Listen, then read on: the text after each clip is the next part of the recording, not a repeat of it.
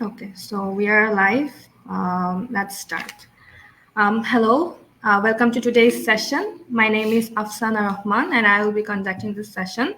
And this session is going to be on social impact and education. To conduct this discussion properly, we have with us a very special guest, our global leader. She's inspiring, hardworking, and talented. She has been recognized on the Forbes 50 over 50 EMEA and Euclid Top 100 Women list. She is the co-founder and deputy CEO of Quizzer. Please welcome Sofie Nordström. Hello, Sofie. Very glad to have you with us today. I have given a very brief introduction regarding you. I would like to give you the floor so you can introduce yourself in a very better way. Thank you. Thank you so much, Afsana. I think you did a really good introduction of myself, and really proud and happy to be on this call today with you. And I hope that I will be able to maybe bring a little bit of or shed a little bit of light on social entrepreneurship and the reason why I think it's the best thing to do in the world. so so I'm Sofie Nordström. I am co-founder of Quizzer. Founded the company more or less 10 years ago in September last year. We had a big 10-year celebration. And as a matter of fact, I know that we're now talking to an audience in Bangladesh, and I just wanted to say that it's thanks to Bangladesh that we created this company and that we are where we are today. Because my background is that I'm a journalist, and when I lived in Bangladesh for 4 years, back in 2004 to 2008, I started working with corporate responsibility, different kinds of activities for different companies there.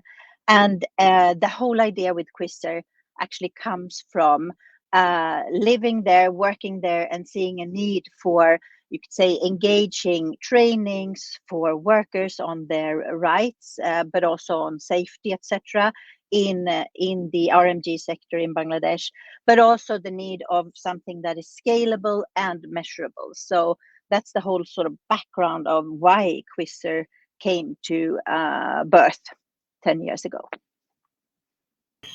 Okay, that was a very insightful introduction, I guess. I think our audiences will be able to get to know you more better way.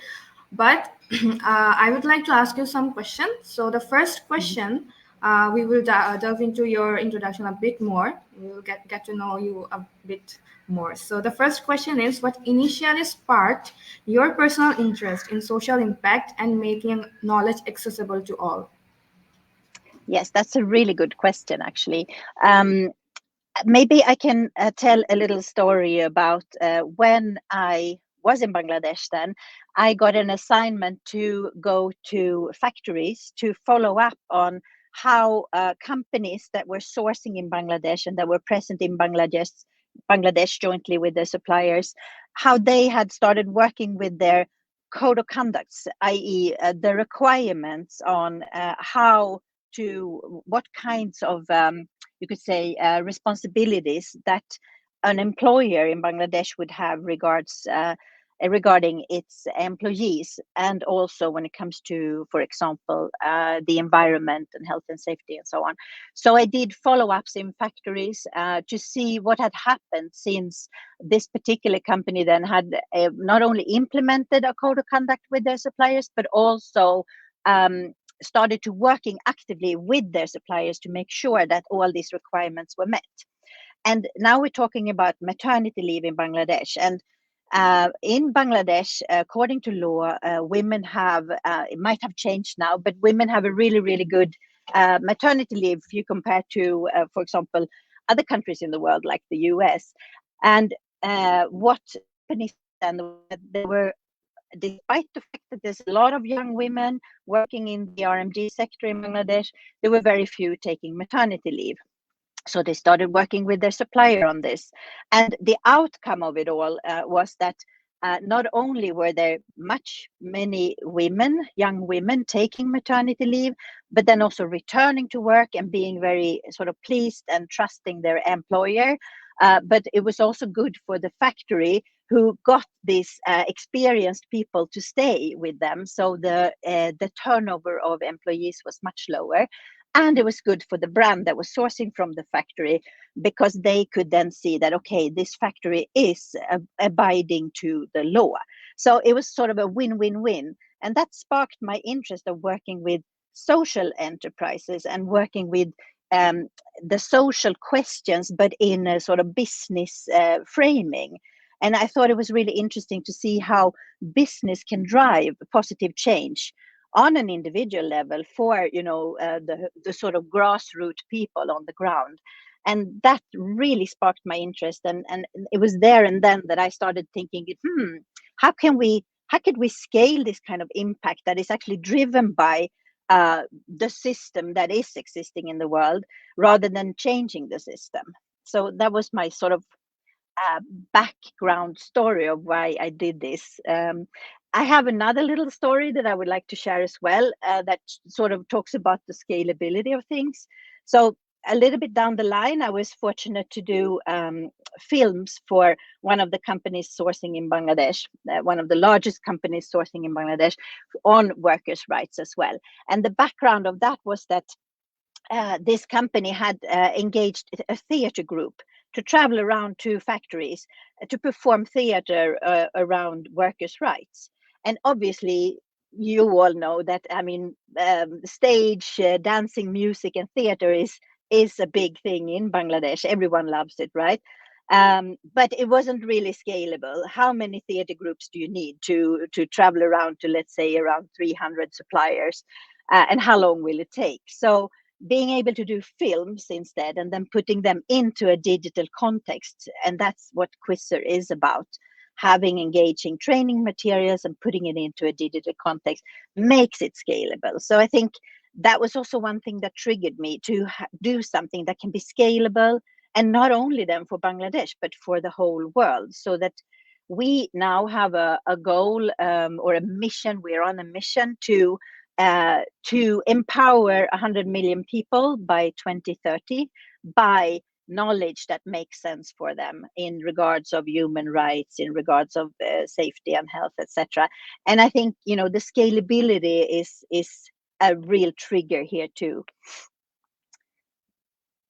Okay, so I could understand that there was like this big interest in you that growth, and like you have made what you have now. So another question of mine would be, while you were on this path, while you entered this path, did you face any challenges?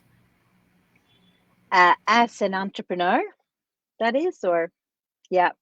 Of course, it's been a very sort of rocky road from the 10 years back when I started the company and up until now, and it'll still be that. I think in one sense, it's being a social entrepreneur, especially, is sometimes difficult, because you could be sort of challenged or compared with NGOs and with philanthropy instead of sort of business, and we've been sort of it's been necessary to sort of prove that even though you build a company for profit, you can be a sort of impact driven company and a value driven company, and that is a challenge throughout. But I think what has happened now in my specific sort of field of work is that the legislations have sort of caught up with what we started 10 years back. So it's a lot easier for people to understand the value of an impact-driven company and these kinds of entrepreneurships that we are sort of engaging in. And also, I think that being digital as we are,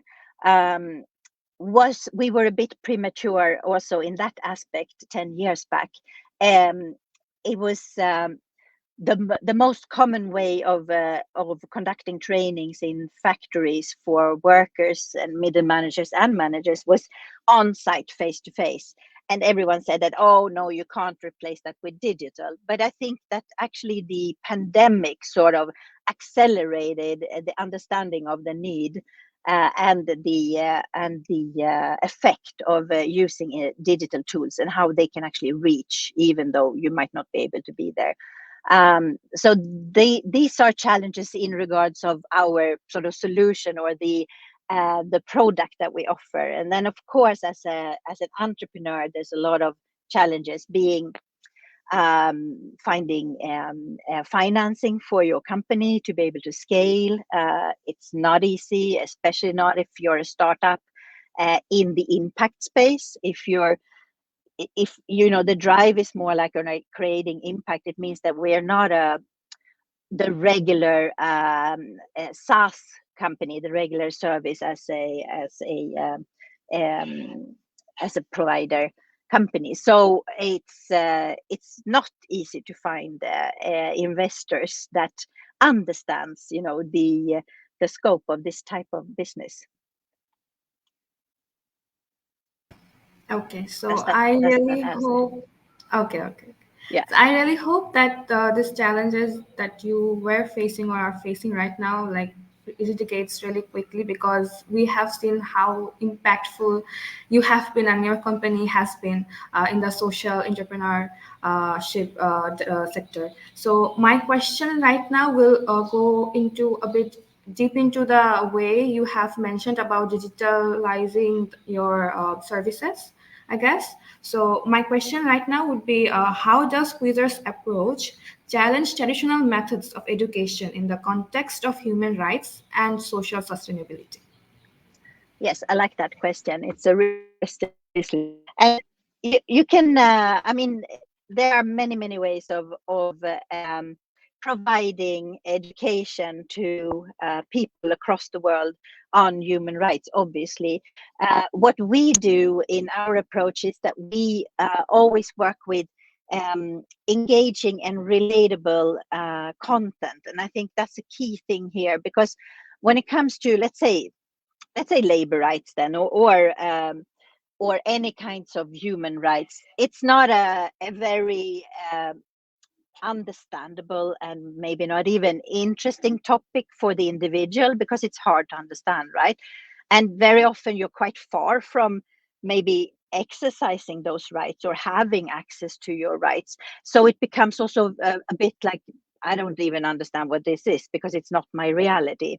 So what we try to do is always to sort of package these rights into something that is very understandable and that is relatable for the person on a local level. So when we do things for Bangladesh, for example, we work with localizing the content to make sure that I recognize myself in it. And that means that we need to look at, for example, okay, so what does the society in Bangladesh look like, and what are the sort of the elements or the components of that society, and then challenge it a little bit, but still keeping, you know, so that you recognize yourself in the context. And the last thing, making it really relatable and usable, so that the content that you provide to people, or the messaging, the education that you provide, should give you the feeling that, aha, okay, now I understand, and I can do this about this problem, or this is how I can act. You know, I could actually reach out to someone to ask for this, or just empowering people with the ability of changing their lives, you know, whether it's going to someone to ask for help, or whether it's actually doing something on their own, you know, to change their situation. So we want to be change makers, and we want to make everyone a change maker for good, you could say, for to make human rights valid across the whole world, I would say. So I think that's the core thing with it. So we make it a little bit fun as well. And if you look at the films that we've created for Bangladesh, for example, I would be happy to share some stuff after this call, you know, in a link or something, if you wish. There we try to look at a little bit of a Bollywood style feeling, you know. It should be a little bit fun. You should get to know these people, while at the same time recognize yourself in them and understand, aha, this is what I can learn from this, and this is what I can do. It is always expected that a little bit of fun can make us learn very quickly. So Yeah. it is actually very interesting what you're doing. But I want to know, how do you envision the EdTech evolving in the future, and how can it empower individuals and tackle social issues more effectively? Yes, I think EdTech is the future in a sense because it makes knowledge available to everyone. And I think as we see that more and more people are getting access to internet or smartphones or technology, we will be able to provide more and more people with this kind of knowledge. And I think also EdTech might play a very important role in the fact that there's also a lot of miscommunication out there, a lot of false news, a lot of stuff going on that does not give you the right type of information. And I think if we use edtech right and really empower people with understanding not only rights and stuff like that, but also how to maybe be critical against a source, or how to search for information, or how to know when you can trust information and so on. I think that's a role of edtech in the future that I can see is growing a lot. Like protecting people against all these falsifications that are going around everywhere. Okay, that was indeed very insightful. So, as we have learned that you have a background in the journalism field, yeah, so I would want to know that how does your journalism and script writing background influence the way Quizzer creates engaging and impactful educational contents?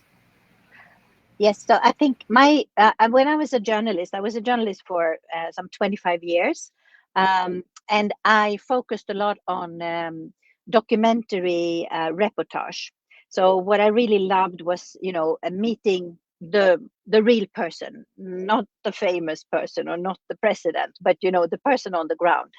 And I think it might have given me a sense of this, the fingertip feeling for what really counts for people, and being able to listen in really well to people. And what we do when we create our content is that we work with a lot of research, and we always work with local partners to make sure that the content that we develop is the content that is needed there. So I think it's my journalism has probably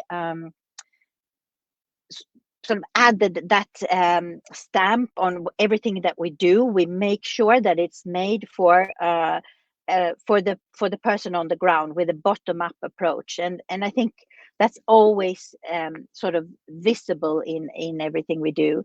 Um, Being able to ask questions and to ask even more questions and to open doors as a journalist is really, really helpful. And I think we're sort of like using that journalistic thinking still when we create our scripts.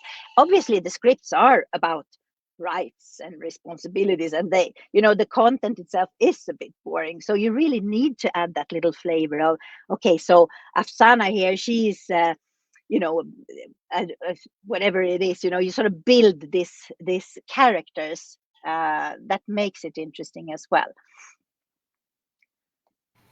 Okay, that was actually very interesting. So I have also seen that you have switched paths. I guess you were in the established corporations before, but now you're in the social entrepreneur sector. So in that case, what motivated your leap from established corporations to co-founding a social enterprise like Wizard? Yeah, that's also a very good question. So um, I like to do things at speed.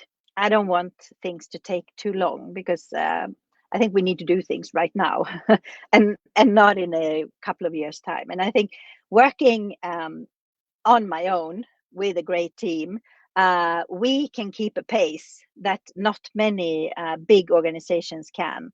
And we're sort of like, you could say, light-footed and quick, and we can sort of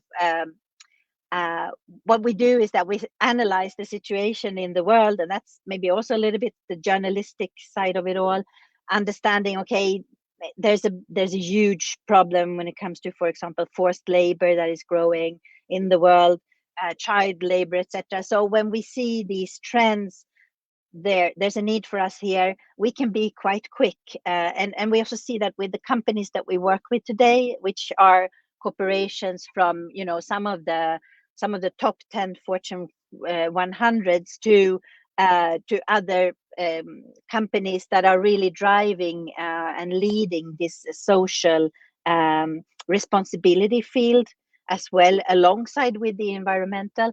And I think what they like about us is that we are quick to market, you could say. So if they see that, oh, there's a big risk of something in a certain market where they are present, we can, in only a few weeks, provide a training material for them and their suppliers to use. And I like that. I like that feeling of being, you know, a bit quick. And also being able to decide ourselves, obviously, what we want to do, and not be steered by a big sort of umbrella of a big company. So personally, it really suits my personality, and I think it's a great way of working. It's hard work, and it takes a lot of toll, obviously, but it's really, really fun to be able to do things the way you want to do them yourselves. That was very inspiring for me as a youngster because I have been switching areas of work as well. And I know a lot of youngsters out there are also thinking what they actually want to do.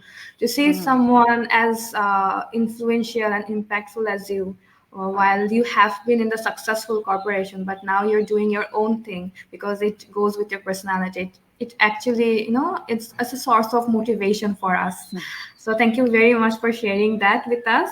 And now I would like to know, as you have already mentioned some stories of your own, some stories Mhm. of Queezers as well, but is there any compelling story of how Queezer empowered a specific group of people, like female or migrant workers? Can you highlight the tangible impact for us? Mhm. Mhm. Yeah, of course. Just to put a little bit to a context around it. So to date, we have educated more than 600,000 people, and you can then sort of, if you put that into the context that we want to educate 100 million to 2030, we're really on a mission here, and we're working really hard to do so.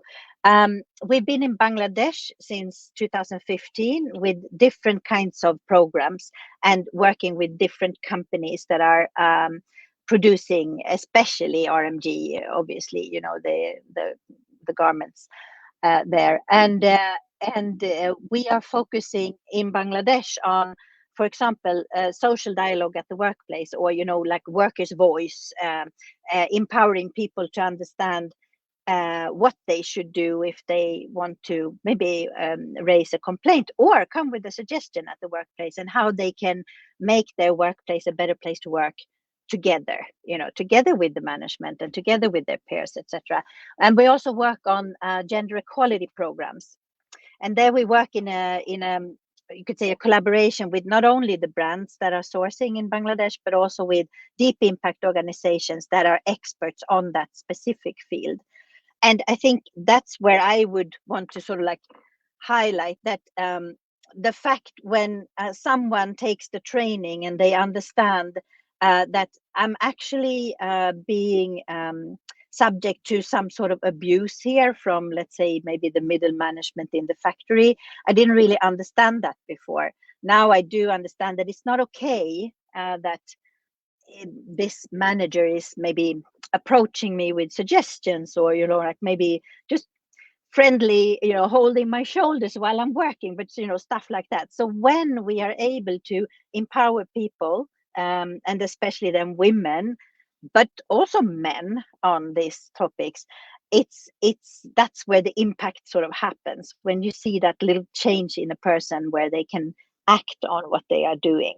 So I think that's the main thing that drives us, is that each and every individual gets something that that makes things change. But obviously, having trained over 600,000 people, we see trends and patterns as well. And out of those 600,000, the majority are females. And if I can give an example from another market, then so in India, for example, there's a lot of very young female workers coming into the electronics industry there, and they move from the countryside to this place where they are working, and it's often the very first job that they have. And being able then to provide them with this basic knowledge on, okay, this is what what you can expect or should be able to expect from an employment in regards of your rights as an employee, but also your responsibilities. That is empowering these girls a lot. And what we have seen when we've been there interacting with them is that they grow immensely just from uh, going through this training with these engaging films and quiz questions and, you know, the fun part of it all, but then also understanding that, aha, I actually do have rights. And these are sort of main things for us. There's a lot of numbers that can be thrown, of course, as well, when it comes to this many people have done certain trainings and so on, but the impact really comes from the knowledge increase in people and the knowledge building in people. I don't know if that's tangible enough for you. Happy to, you know, deep dive a little bit more. Well, it is very interesting and inspiring. But if you want to deep dive a bit more, you can. You are always welcome to do that because that way we can understand even more. Okay, all right. Um, so let me see. I'll just pull out. I'm not a numbers person, so I always have a hard time remembering numbers. But let me see if I can find something interesting for you. Um, so we work a lot with forced labor, for example, and forced labor is a growing issue in the world. And I would say that um, it's weird. It's sometimes called modern slavery, and having slavery in this world today makes me really sad. But it is a fact, and it's sort of driven by climate change. And being in Bangladesh and from Bangladesh, you are obviously very aware of that. And we have a program then focusing on forced labor or modern slavery, and with that we have trained um, close to 250,000 people already. And these people have then learned to understand that they should not pay for a job, for example. So in many cases, you see people maybe being approached by, could be the uncle in the village, or you know, like, or just a recruitment company coming to the village asking if you want to move maybe to, let's say, Dubai or to Saudi Arabia for work. And in many cases, these people are paying to get these jobs, and they're indebted even before they arrive to their workplace. And here we have seen a lot of um, sort of increase in knowledge and understanding on these practices on forced labor. And we can see that not only in the workforce or the people that are going to, let's say, Dubai, for example, or any other country for work, but also in the management levels, understanding that it's not okay to take my passport away from me and keep it, because that means that I'm bonded to this workplace, etc.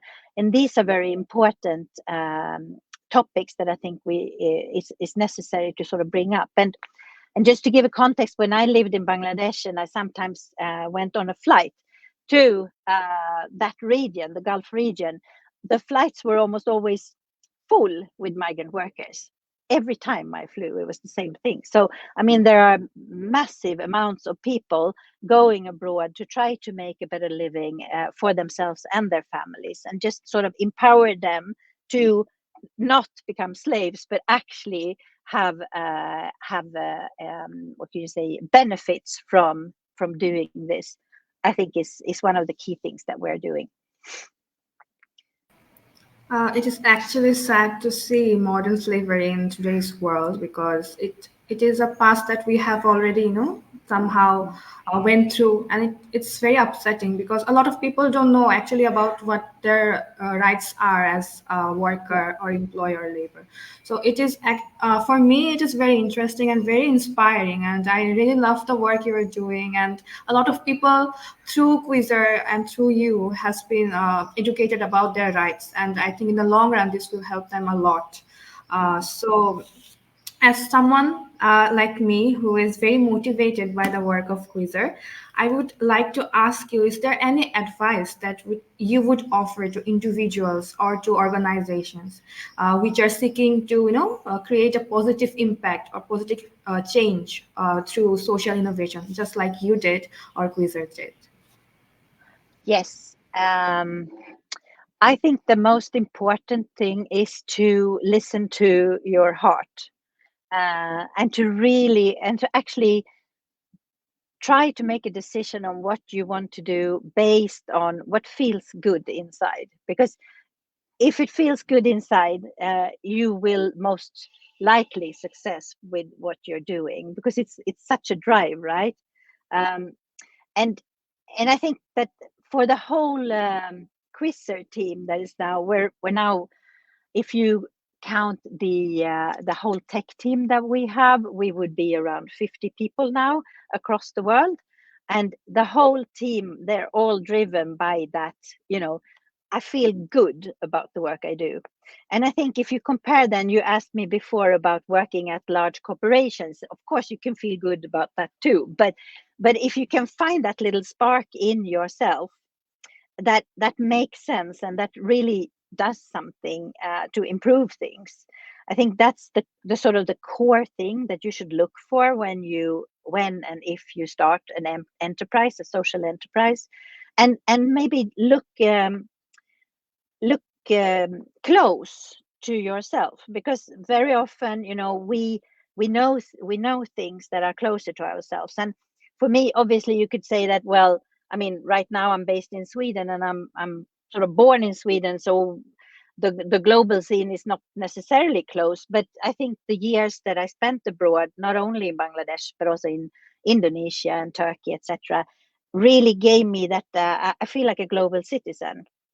So the world is close to me, and I think that's something that, just look for that thing. Is there a problem in your environment, in your whatever it could be, your that you come across through your education or your work, or in your community, that you feel, I really want to solve this, but how could I do that? And then start talking to people about it. And I think one advice that I got when I started was, I was actually in a couple of incubators and sort of accelerators for social entrepreneurship. And it was really, really an eye opener for me. And one thing that I brought with me from that is that always ask for help, and don't be afraid to talk about your idea and your vision and what you want to do, because that's how you get a lot of input from different people. And you would be surprised to see how many people that really wants to help you, even if you cannot maybe pay them anything in the beginning, but they just want to help you with that idea because it's such a great idea. So I think, talk about it, try the ideas out a lot with other people, people that might be concerned by the same issue, but also other types of people, like other social entrepreneurs or big companies, like, or professors at the university or whatever. Really talk about it, and don't be afraid to do so. Some of the entrepreneurs that I came across in those incubators, they were like, oh, no, no, no, no, I don't want to talk about this because then someone can steal it. But most likely nobody will steal it because they don't have the drive like you do. And I mean, obviously someone can steal this idea too. It's not rocket science having education on workers' rights or labor rights, and making it the way that we do. But to be honest, nobody really has. So we're still sort of like, we're in a space where there are a lot of other different initiatives and interventions and great things that many other organizations are doing, but we're still sort of like kept to our core of being this worker centric, bottom up approach. and nobody else has really done it this way. So I think that just believe in yourself and your idea, and don't be afraid to talk about it. I think those are things that are important, and keep close to your heart. Do things that makes you feel good, then you can really succeed, I think, with what you want to do. And It maybe a will. last thing to bring sorry, last thing to bring with could be that don't be afraid to think big. Of course, you're going to have to do baby steps when you develop something or when you create something, but think big somewhere here, like don't be afraid to do that. And then take it back to something that's, tangible and possible to do, but have that vision there somewhere, your guiding star. I think that's really important. There is no other thing like ambition and motivation or drive while you start something. So, yeah, you are actually right, and all the examples you have given us is it's just very insightful. Mm. So we don't have much time, so I'm going to ask you some last minute questions, maybe Mhm. three or two, so that I can Mhm. get to know you a bit more, and our audiences can get to know your work a bit more. So now my question would be, as you have the experience, you have went through a lot while working in the social impact, social issues sector. So in that case, how can individuals, organizations, or educational institutions collaborate to build a more sustainable and ethical global supply chain, in your opinion? Yeah, and that's a really good question. Collaboration is the word here, right? And to be honest, we've been from the very, very start of Quizzer saying to everyone we talk to, hey, let's work together. So let's not compete, but work together and complement each other. And I think that's exactly what all these different stakeholders needs to do: governments, institutions, companies, NGOs, etc., social entrepreneurs. We have to work together, and we have to sort of like look at each other with the eyes of, okay, you're really good at this, I appreciate you for this, we are really good at this, how could we actually align our activities and do something together to create even more impact? And I see that is happening now. So there's a lot of um, interesting things happening in across the world in the sort of global supply chain setting, where not only companies, but companies and organizations and social entrepreneurs like us are coming together and working together to address, for example, different risks that are emerging in different places of the world, like gender equality, anti-harassment, or forced labor, or those basic rights that the human rights that we really need to understand. And what I would like to see then, if I can wish, is, for example, in Bangladesh, um, I know we've been talking a lot to different organizations and companies, and we've also been part of different initiatives like the Stitch for RMG, for example. And I think that one thing that would be wonderful to do is to be able to provide this kind of training, maybe just the basics on human rights and employment rights. Uh, Not only through the actual industry, but also in the communities. So I would like to call for that kind of collaboration. Okay, let's let's how do you say, escalate this or cascade this out in communities, so that people really get access to this, maybe already at school, when their kids understanding that they have certain rights, as children, as humans, or as employees.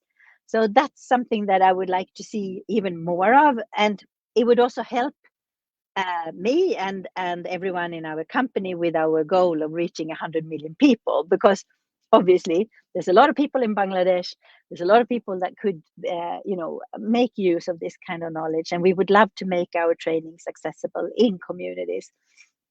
So reach out, if you have any good leads there.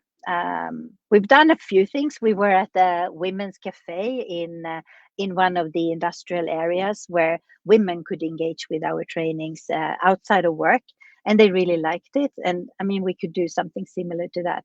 But I think collaboration is key, and we have to always try to foster that kind of attitude in people, that let's not compete, but let's collaborate instead, because you have something that I don't have, and I have something most probably that you don't have. So we can, find these nice alignments and to complement each other.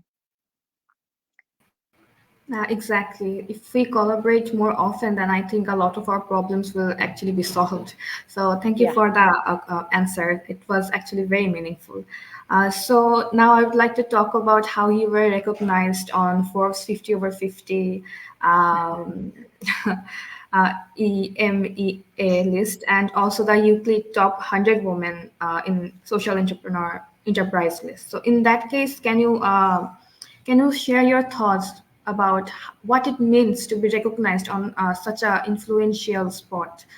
Can you please elaborate a bit about that? Because we are actually very interested in that, because I feel really proud that someone like you, someone is working so hard for the betterment of the world. Can you please elaborate a bit about how this recognition meant to you when you found like got that recognition?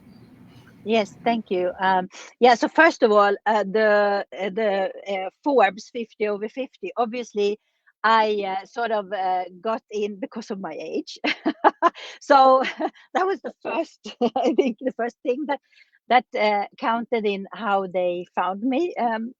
So then you know that I'm over 50.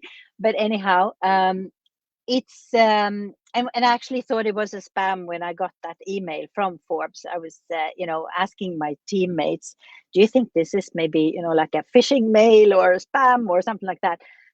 But it wasn't. So it's amazing, and I'm really really proud for Quizzer, I would say, to be represented on that list, because what it means to us is that we're putting human rights and social responsibility and impact driven work on a list of people that are also doing a lot of good. But it's a real, I don't know if you've looked at the list, it's a big mix of people, everything from like actors to Nobel Prize and Peace Prize winners to people in Africa that has worked very hard for women rights, etc. And obviously, for myself personally, I'm super proud to be on that list, and it helps us as a company and on our mission, because we get more recognition, and we can sort of use the fact that I'm on the list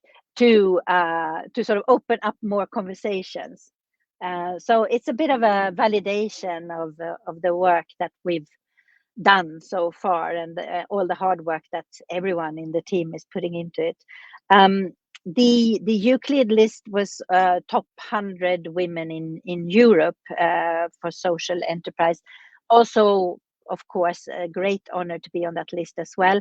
And the same thing, I would say. I mean, it's good to get those recognitions. It's not like it changes everything, but it is really good to be recognized, and it's also a bit of a, it fuels and gives you a little bit more energy. So I think, I mean, that's the important part. And what we will try to do then is to use this recognition to sort of spread our message even more throughout this year.